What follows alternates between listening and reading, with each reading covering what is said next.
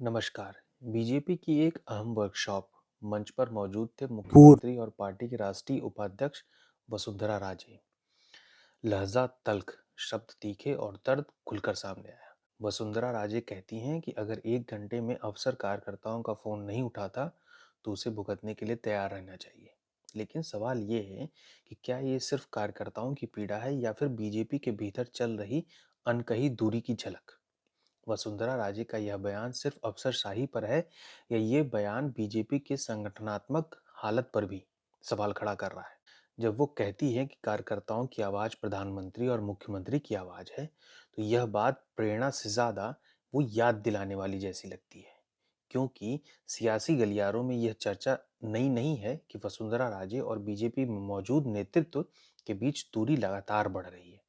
राजस्थान में 2 बार की मुख्यमंत्री रही वसुंधरा राजे, लेकिन बीते कुछ वर्षों में न तो वो निर्णायक भूमिका पे है और न ही उनकी राजनीतिक विरासत को आगे बढ़ाया गया। कार्यकर्ताएं आज भी उनके साथ खड़े हैं, लेकिन पार्टी का शीर्ष नेतृत्व अक्सर उनसे दूरी बनाता हुआ नजर आता है। कार्यकर्ताओं को संबोधित करते हुए उन्होंने एक शेर भी पढ़ा, जिसकी 2 लाइनें बता रहा हूँ। किसी रोते हुए चेहरे से आंसू पोंछ तो सही, किसी बेबस की लाठी बंद तो सही। यह शेर सिर्फ संवेदना नहीं बल्कि उस पीड़ा का झलक है जो शायद लंबे समय से भीतर में दबा हुआ था। विपक्ष पूछ रहा है कि अगर बीजेपी में सब कुछ ठीक है तो मंच पर इतनी तल्खी क्यों। अगर कार्यकर्ताओं की ही पार्टी है आत्मा, तो फिर उन कार्यकर्ताओं की आवाज सुनने की जरूरत क्यों पड़ रही है।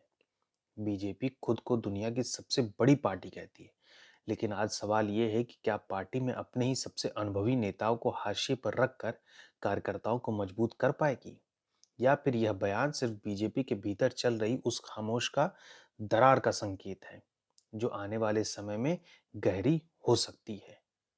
फैसला आपका है। धन्यवाद।